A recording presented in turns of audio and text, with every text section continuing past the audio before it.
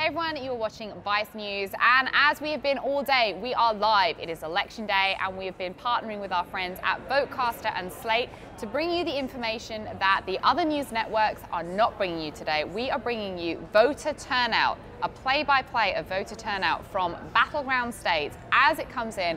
We're going to be bringing you it live throughout the rest of the day. But first of all, we're going to be here with Matt Phillips of Vice Money. Hey, Matt. Hey, how are you? I'm doing well. How are you? I'm doing great. Good. You know, one of the things that we've been hearing a lot from this entire election has been Donald Trump. But one of the things that we haven't been hearing as much of is a Trump supporter and voter. Apart from like snippets at rallies, we really haven't been getting much play of what a Trump supporter actually is thinking and feeling, and the reasons why they might be actually heading towards a Trump vote over, say, a Clinton or an independent. So one of the things that we did here at Vice News was actually go to the dinner table and sit down with a family who talk about voting for Donald Trump. Take a look at this.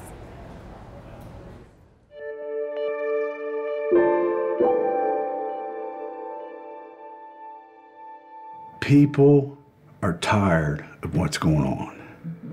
And sometimes it'll take a guy that's not your normal guy, I call a misfit, and use him to turn this thing around. What this guy's saying is real. He's not afraid to say what he wants to say. And I realized little by little, the Republican Party and the foundation I looked up to as a conservative party is as out of whack as the Democratic Party.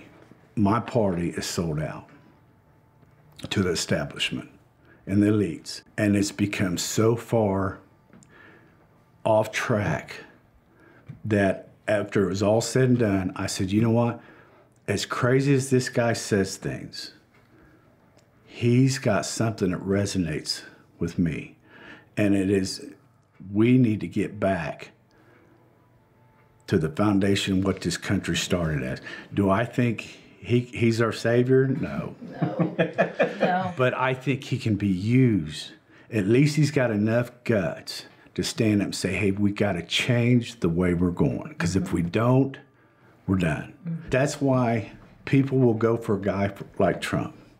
He may not say but at least he's willing to say something and stand up for somebody.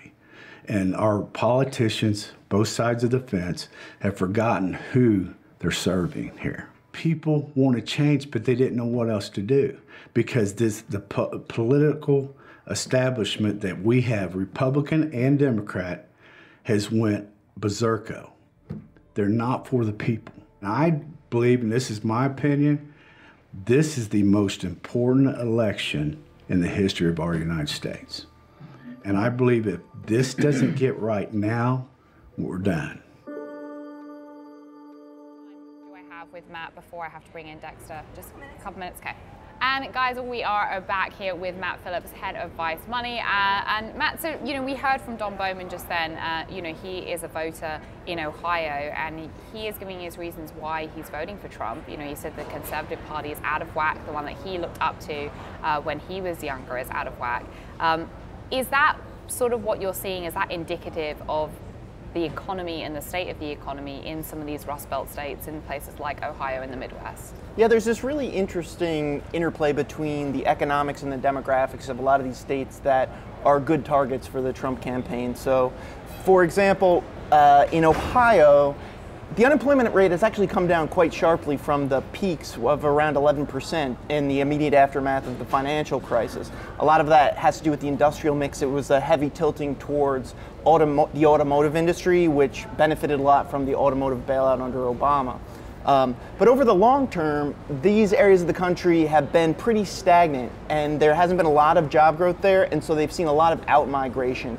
And that's sort of why, demographically, they are more white than the country as a whole, slightly lower education than the country as a whole, and we know that's kind of the textbook definition of a Trump voter. So, you know, Donald Trump obviously has been kind of targeting these states pretty heavily in the last few weeks of campaigning, and he has been talking on repeat about China.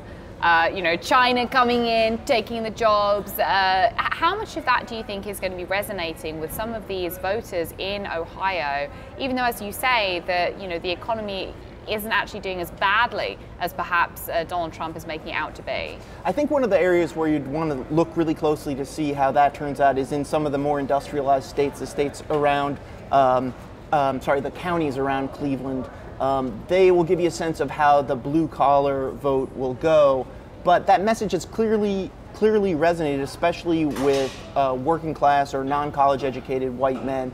That seems to be one of the key points that he hits that really seems to strike a nerve with them.